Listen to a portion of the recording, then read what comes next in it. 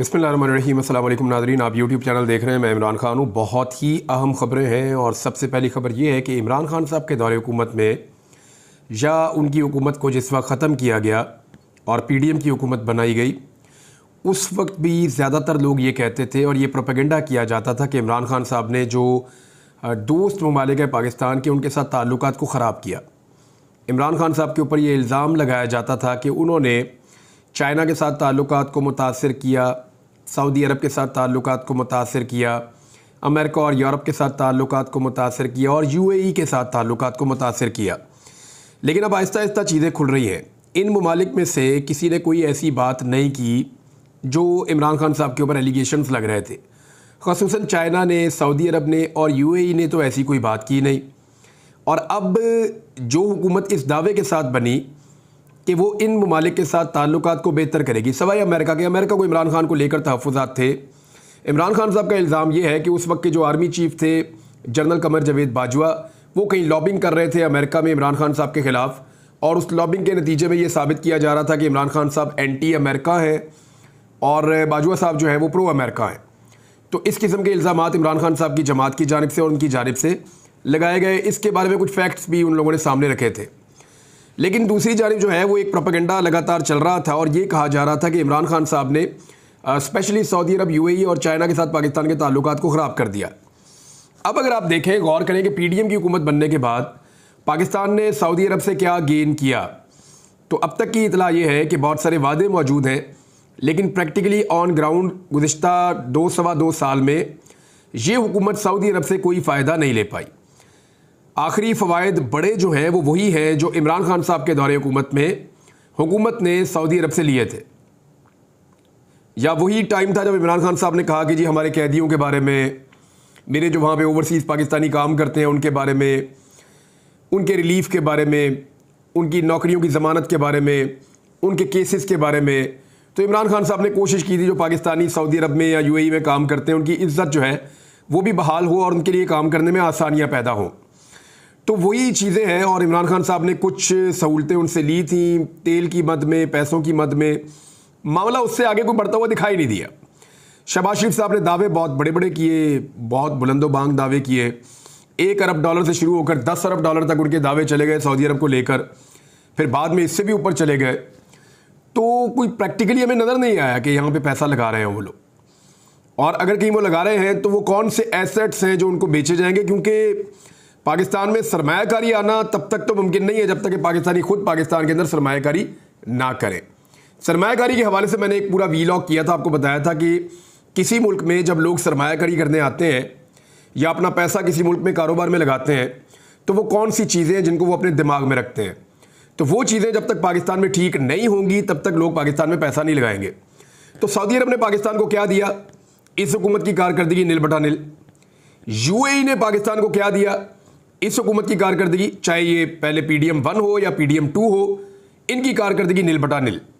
अब चाइना गए थे वज़ीर आज़म शहबाज शरीफ, पूरा एक बहुत बड़ा वफ्द लेकर। उसके बाद ख़बरें छप रही हैं आलमी मीडिया में, और ये जो मेन ख़बर है ये जनाब छपी है द डिप्लोमेट में। द डिप्लोमेट की जो खबर है वो ये कह रही है कि apparently China has decided to downgrade relations with Pakistan from the highest priority to a priority in its foreign relations. कि चाइना जो है वो पाकिस्तान के साथ जो ताल्लुकात हैं उनको डाउनग्रेड कर रहा है। यानी जिस तरह ये ताल्लुकात एक दौर में बहुत अहमियत के हामिल और बहुत बुलंद सतह के ऊपर रखे जाते थे, एक हाईएस्ट प्रायोरिटी होती थी, सबसे बुलंद तरजीह ये होती थी, वो अब सिर्फ एक तरजीह है। यानी चाइना के पाकिस्तान के साथ वो ताल्लुकात नहीं है जो माजी में हुआ करते थे। जो टोटल आर्टिकल है वो बहुत तफसील के साथ लिखा हुआ है, उसमें बहुत सारे फैक्टर्स हैं। बताया गया कि यही शहबाज शरीफ है, जब ये सूबाई हुकूमत में थे तो फिर शहबाज स्पीड का इनको नाम दिया जाता था, चाइनीज़ डिप्लोमेट्स की जानिब से ये बातें की जाती थी। लेकिन वो दौर वो था जब यहाँ मनसूबे मुकम्मल किए जा रहे थे, बहुत तेज़ी से काम हो रहा था।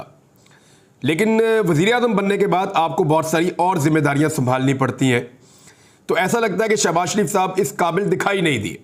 चाइना को 2 बड़े कंसर्न्स हैं पाकिस्तान को लेकर, और उन 2 कंसर्न्स की मौजूदगी में पाकिस्तान और चाइना के ताल्लुकात मुतासर हो रहे हैं। और ये दोनों कंसर्न जो है वो मौजूदा हुकूमत से रिलेटेड है, साबिका हुकूमत से रिलेटेड नहीं है। यानी जो दावे किए गए जो बार बार ये कहा गया कि इमरान खान ने चाइना के साथ ताल्लुकात ख़राब किए। यूएई और सऊदी अरब को मैं पहले ही आपको बता चुका हूँ कि इमरान खान ने जो चाइना के साथ ताल्लुकात ख़राब किए हैं, इसके ऊपर जो बार बार एक बयानिया बनाया गया, उसका जवाब ये है कि इमरान खान साहब के बारे में कभी चाइना ने इस तरह से बातचीत नहीं की। लेकिन यहाँ पे जो एलामिये जारी होते हैं उनके ऊपर एक एनालिसिस खड़ा किया है द डिप्लोमेट ने, और उन्होंने बड़ा कैटेगोरिकली कहा कि चाइना की प्रायोरिटी में पाकिस्तान अब वैसे नहीं है जैसे पहले हुआ करता था। और उसके जो दो बड़े सॉलिड और बड़े रीजंस उन्होंने दिए, बड़ी वजूहात। एक वजह वो बताते हैं जी कि वो है सिक्योरिटी। पाकिस्तान के अंदर जो चाइनीज़ की सिक्योरिटी है, ये एक बहुत बड़ा और सीरियस इशू है और इस इशू को लेकर चाइनीज़ हसास है, तो ये एक बड़ा अहम मामला है। दूसरा इस्तेहकाम, कि पाकिस्तान के अंदर एक पॉलिटिकल स्टेबिलिटी नहीं आ रही, एक इस्तेहकाम नहीं आ रहा। देखिए, जो पाकिस्तान की ऑन ग्राउंड सिचुएशन है वो तो हम सब समझते हैं कि पाकिस्तान की पब्लिक एक तरफ खड़ी हुई है और पाकिस्तान की हुकूमत एक तरफ खड़ी हुई है। पब्लिक ने किसी और को हुकूमत दी थी और लगभग 70% से ज़्यादा वोट डाल दिए थे एक पॉलिटिकल पार्टी को। वो 180 के करीब कौमी असम्बली की सीटें जीती थी। इस पर मोहम्मद ज़ुबैर साहब ने एक बड़ा ज़बरदस्त स्टेटमेंट भी दिया है। मोहम्मद ज़ुबैर साहब ने बड़ा क्लियरली कहा, और ये इनका ताल्लुक PMLN से था, मोहम्मद ज़ुबैर साहब का। वो कह रहे हैं कि इलेक्शन की रात में इवन जियो न्यूज़ ने, जो PMLN का बड़ा पसंदीदा न्यूज़ चैनल है और इमरान खान साहब के अगेंस्ट ज़्यादातर जाता है, उसने जो रिजल्ट दिखाए उनके मुताबिक NA1 से लेकर NA130 लाहौर तक 90% सीटें पाकिस्तान तहरीक इंसाफ जीत रही थी। लेकिन फिर रिजल्ट रोक दिए गए। कराची की 17 सीटों पर लोग 70 हज़ार की लीड से जीत रहे थे, लेकिन फॉर्म 47 में किसी और को जितवा दिया गया। अगर यही सीटें आप अलग कर लेना तो 115 और 17 आप ये मिलाएं तो 130 सीटें तो यहाँ से खाली पाकिस्तान तहरीक इंसाफ जीत गई थी और बाकी नशिस्तें अलग हैं। तो 180 की जीत वो क्लेम करते हैं कि 180 के करीब सीटें पाकिस्तान तहरीक इंसाफ जीती थी। अब तहरीक इंसाफ को हटाकर PDM की सरकार बना दी गई। अब ये जो PDM की सरकार बनी है फॉर्म 45 के ऊपर, जिनका हक नहीं है हुकूमत करने का, लेकिन ये 47 की पर्ची के ऊपर हुकूमत कर रहे हैं, ये पाकिस्तान में इस्तेहकाम नहीं ला पा रहे। क्योंकि पाकिस्तान को चाहिए इस्तेहकाम, पॉलिटिकल इस्तेहकाम, लोगों के अंदर एतमाद हो, लोग हुकूमत के ऊपर ट्रस्ट करें, हुकूमत के साथ मिलकर काम करें, टैक्स पे करें, ज़रा एतमाद का माहौल बने, लोग इन्वेस्टमेंट करें, पैसा निकालें बैंकों में से या तिजोरियों में से, उसको सर्कुलेट करें मुआशरे के अंदर, सिस्टम के अंदर, और उस पैसे के अंदर से फिर टैक्स इकट्ठा हो, गवर्नमेंट का कारोबार चले। तो ये एक एतमाद की फ़िज़ा पाकिस्तान में बन नहीं पा रही। एक तो सियासी अदम इस्तेहकाम जिसकी वजह से पाकिस्तान पीछे जा रहा है, दूसरा सिक्योरिटी के इश्यूज़ हैं जो चाइना को कंसर्न्स हैं। इन दो चीज़ों के बारे में निशानदेही की गई है कि इनकी वजह से चाइना पाकिस्तान को उस तरह प्रायोरिटाइज नहीं कर रहा, उस तरह पाकिस्तान को अपनी तरजीह में नहीं रख रहा जैसे चाइना पाकिस्तान को पहले कभी रखा करता था। द डिप्लोमेट की रिपोर्ट है। अब इसके लिए ज़िम्मेदार कौन है, इसका तायुन आप खुद कर लें। मैं जिम्मेदारियों का तायुन करना शुरू करूँगा तो मैं ही जिम्मेदार ठहर जाऊँगा, फिर जो मेरे साथ होगा वो आप सब जानते हैं। एक और बड़ी चीज़ है, जो मुल्क तरक्की कर रहा होता है ना, लोग वहाँ पे रहना चाहते हैं, वहाँ पे काम करना चाहते हैं। लेकिन पाकिस्तान में जो नौजवान मिलता है, जो कारोबारी आदमी मिलता है, वो कहता है जी मैं पाकिस्तान छोड़ के जाना चाहता हूँ। ये एक और नई रिपोर्ट आई है। पाकिस्तान में जो ब्रेन ड्रेन हो रहा है, यानी जो ज़रखेज़ दिमाग है, जो काम करना जानते हैं, जो स्किल्ड वर्कर्स हैं, जो सरमायादार हैं, वो पाकिस्तान को छोड़ छोड़ कर जा रहे हैं। 119% का बड़ा इजाफा हुआ है पाकिस्तान में ब्रेन ड्रेन का, जिसने हुक्मरानों की जानिब से कौम के मुस्तकबिल को रोशन और सुनहरा बनाने के दावों की कली खोल दी है। पोल खुल गया हुकूमत का। कैसे खुला? ये इक्तसादी सर्वे है 2023-24 का। इसमें जो हुकूमत ने बताया है, यानी ये हुकूमत का इक्तसादी सर्वे है, इकनॉमिक सर्वे हुकूमत पाकिस्तान का है। ये कोई मैं ज़ाती तौर पे सर्वे करके नहीं आ गया ना, मैंने वो मरियम नवाज़ की पॉपुलैरिटी वाला अफ्रीका वाला सर्वे करवाया कि वो एक अफ्रीकन जो है वो फर्म उठाई, उससे सर्वे करवा लिया। बल्कि उनको तो अब एक नोटिस भी करने जा रहे हैं। अजहर सिद्दीक साहब से मेरी बात हुई है कि वो उनको पूछने जा रहे हैं, जनाब आपने ये सर्वे कैसे कर दिया कि 55% पॉपुलर आपने एक ऐसी खातून को करार दे दिया जो अपना इलेक्शन हारी हुई है, जिनको कोई देखना नहीं चाहता हुकूमत के अंदर, और अवाम इन लोगों से मुतनफ़र है, तो आप 55% की पॉपुलैरिटी उनको दे रहे हैं। बताएं ज़रा आपने सर्वे कैसे किया है? तो उसको तो चैलेंज करने जा रहे हैं। रिट उनके खिलाफ होने जा रही है अदालत में। अब वो खुद ही जवाब देते फिरेंगे, पता तो चले इनका दफ्तर कहाँ पे है, तरीकाकार क्या है, कितने एम्प्लॉयज़ हैं, इनका नंबर क्या है, ये कहाँ बैठते हैं, कितने घंटे काम करते हैं। जब ये सवालात के जवाब आएंगे तो बड़े पोल खुलेंगे, आपको पता चल जाएगा। बहरहाल ये 2023-24 का जो सर्वे उसने बताया कि 2023 में जो आला तालीम याफ्ता, आला तरबियत याफ्ता जो अफराद हैं, 45,687 अफराद बैरून मुल्क मुलाजमत के लिए रवाना हो गए, जबकि 2022 में इसी तरह के आला तरबियत याफ्ता और तालीम याफ्ता अफराद जो है वो 20,865 की तादाद में बाहर गए थे। तो ये जो इजाफा है ये 119% का इजाफा है। 2023 में पंजाब से 4,99,301, खैबर पख्तूनख्वा से 2,10,150, सिंध से 72,382 और कबायली इलाकों से 36,609 मजदूरों ने बैरून मुल्क हिजरत की है।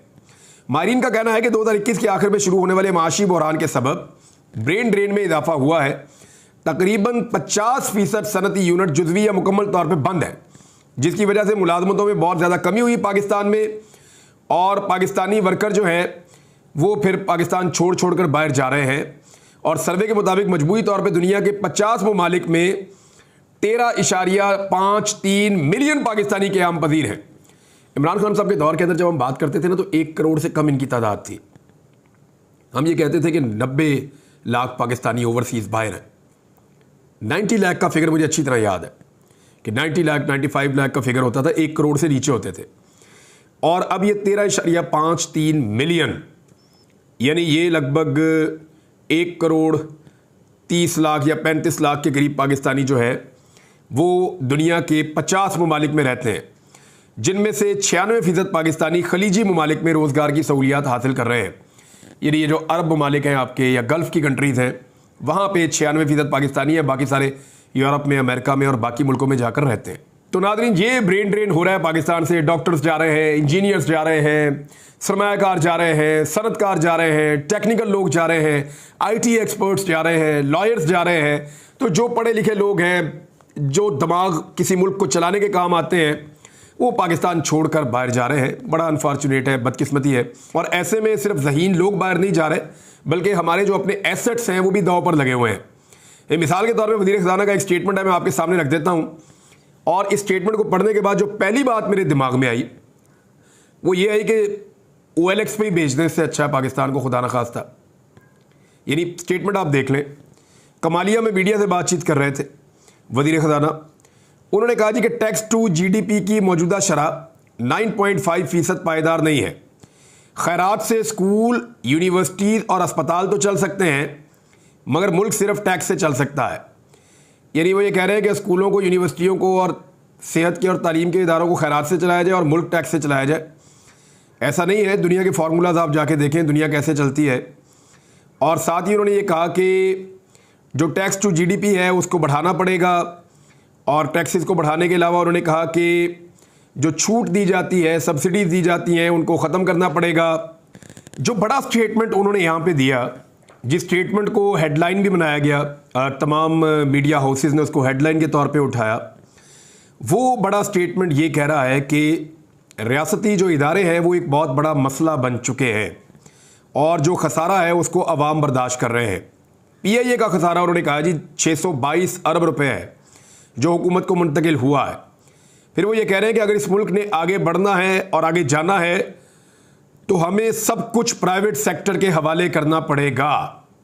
यानी जितने भी इदारे चल रहे हैं हुकूमत के ज़ेर इंतज़ाम, वो प्राइवेट सेक्टर को देने पड़ेंगे, और प्राइवेट कंपनीज आकर, चाहे वो बाहर से आए चाहे वो पाकिस्तान में बने, वो उन इदारों को चलाएंगी। अगर मुल्क को रिलीफ चाहिए तो हुकूमत का तमाम बोझ और खसारा कम करना पड़ेगा, और हम ये करने जा रहे हैं। यानी आपके बहुत सारे जो सरकारी इदारे हैं, PIA हो गया, रेलवे हो गया, बाकी इदारे हो गए, मेरे ख्याल में रफ्ता रफ्ता हुकूमत ये सारे इदारे जो है वो अब बेचना शुरू कर देगी।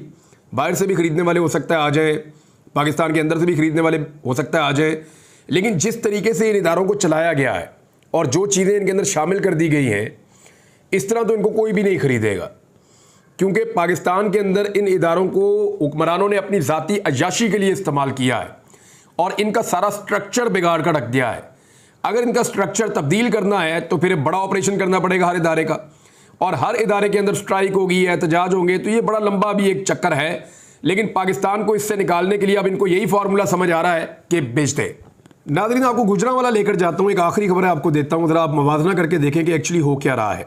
इस वक्त गुजरांवाला में सनम जावेद और आलिया हमजा दोनों कैद हैं और वहाँ पे जो इन्वेस्टिगेशन करने वाले हैं मुझे ये बात बताई सनम जावेद के शौहर अतीक साहब ने, और उन्होंने ये कहा कि ये पैगाम दिया गया सनम जावेद को इन्वेस्टिगेशन करने वालों की जानिब से मुबैना तौर पे कि हमने गुजरांवाला पुलिस ने ये जिम्मेदारी उठाई है और ये वादा किया है कि हम आपको तोड़ कर दिखाएंगे।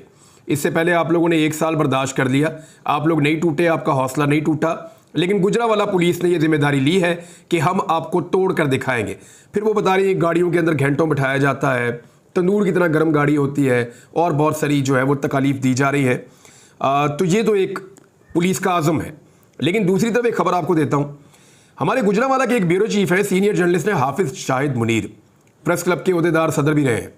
हाफिज़ शाहिद मुनीर साहब ने गुजरांवाला के जो सीनियर पुलिस ऑफिसर हैं CPO, उनको ये कहा था कि यहाँ पे एक बदमाश है जो मंशियात बेचता है, और उन्होंने ये बताया कि ये बबलू नाम का जो बदमाश है ये मंशियात ऐसे बेचता है कि सुबह के वक्त और शाम के वक्त 2 वक्तों में आकर ये क्लाशनकोफ का ब्रश चलाता है, और जब ये गोली चलाता है तो फिर मंशियात खरीदने वाले इकट्ठे हो जाते हैं और फिर लाइन बना लेते हैं और ये 10 मिनट के अंदर अपनी मंशियात बेचकर चला जाता है। यानी ये सिक्योरिटी खड़ी करता है, ब्रश चलाता है क्लाशनकोफ के, उससे लोग इकट्ठे हो जाते हैं और फिर ये बेचकर चला जाता है। अच्छा, 2 टाइम इसने रखे हुए हैं, एक उनके बकौल ये है कि सुबह 4 बजे के करीब है, रोज़ाना ऐसा करता है और 10 मिनट में मंशियात बेचता है, और उसके बाद रात को एक वक्त में ये आता है, गोली चलाता है, मंशियात खरीदने वाले इकट्ठे होते हैं, उनको बेच के ये चला जाता है।